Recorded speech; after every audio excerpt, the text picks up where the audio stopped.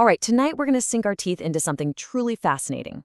The sourcebook State of Grace from Vampire the Masquerade. And it asks a really dark question. What happens when a creature that believes it's damned by God still desperately needs to have faith? I mean, think about that for a second. Imagine you've become something that science just can't explain. Every single instinct you have is screaming that you are a monster, an abomination. In all that darkness, what do you hold on to? What do you pray to? You see, for the Kindred, belief isn't about getting a ticket into heaven. It's about surviving until the sun comes up. Faith gives them a structure, a way to make sense of their curse. And most importantly, it's a set of rules to keep that inner monster, the beast, from completely taking over. So let's get into it. What is this fundamental crisis that would drive a vampire, of all things, to its knees? I mean, really put yourself in their shoes for a moment. There's no scientific paper that can explain why you defy death every night. So when reason completely fails you, where do you turn? Well, you go back to the old stories, to myth and religion. It's this wild paradox. They feel totally cut off from anything divine, but it's the only language that even comes close to describing their cursed state. Now, the book makes a really critical distinction here. On one side, you have devout belief. This is what most of us would call faith. It's comforting, it gives you a moral compass, but it doesn't have any real power. On the other side, though, you have real faith, or true faith. And this is a literal supernatural force, a conviction so pure it can physically burn a vampire. It is incredibly rare, and it's something the Kindred both fear and, in a weird way, deeply respect. And this quote just nails it, doesn't it? For these creatures, prayer isn't about asking for forgiveness. It's more like a raw, primal scream for some kind of meaning in an endless, blood-soaked night. So what happens to the religion a vampire followed back when they were mortal? Well, it doesn't just go away. It has to adapt. Or more accurately, it gets twisted. Often, their first move is to go back to what they know and just warp it. They'll pore over sacred texts, not looking for salvation, but for loopholes. They're hunting for any little sign that they still have a place in the grand plan, even if that place is as the villain of the story. And this leads to some absolutely wild theological gymnastics. Christian vampires would identify with Kine, the first murderer, while somehow still clinging to Christ for a nearly impossible shot at redemption.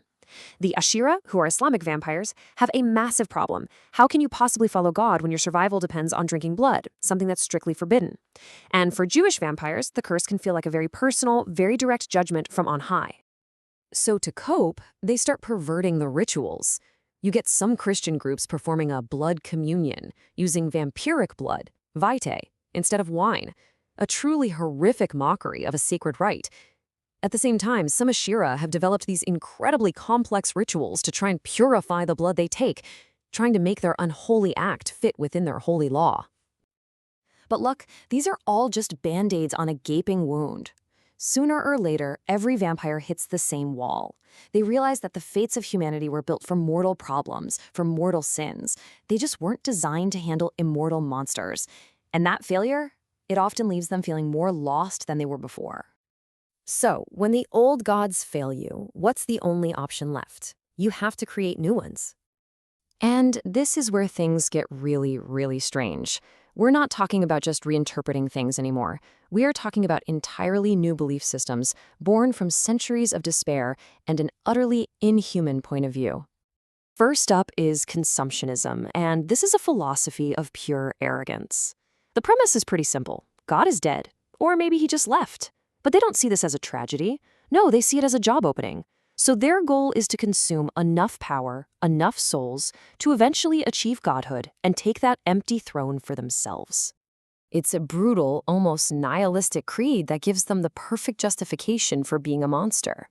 Every act of predation, every life they take, isn't a sin. It's just a step up the ladder to becoming a god. It's ambition turned into a holy war. Now, on the complete opposite end of the spectrum, you have the soulless doctrine.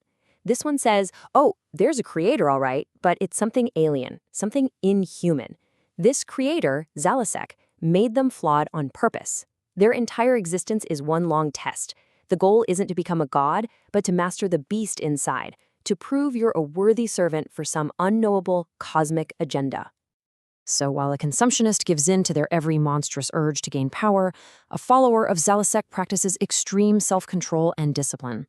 They see their curse not as a license to kill, but as a challenge to be overcome through pure, unrelenting willpower. So we've got twisted old faiths, we've got terrifying new ones, but why even bother with any of them? Seriously, why does a creature that's already damned need a set of rules? You'd think they'd be past all that. Well, the answer is actually surprisingly practical. It's all about survival. Faith basically serves three critical functions for a vampire. First, it's a code to live by, a set of rules to keep that ravenous inner beast on a leash. Second, it's a shield against madness. It gives them purpose, a reason to keep going when faced with the crushing despair of eternity. And finally, it's a justification. It lets a monster rationalize the awful things it does as being part of some grand cosmic plan. And in the end, that's what it all boils down to. It doesn't really matter if they're praying to Christ or Allah or some blood god they made up last week. The Kindred use belief as a tool. It's the anchor that keeps them from getting totally swept away by madness and time. Which leaves us with one final, kind of haunting question to think about. When you're facing down an eternity of darkness, is any faith, even a faith that justifies monstrous acts, truly better than having no faith at all? Is it better than just embracing the void? That's something to chew on.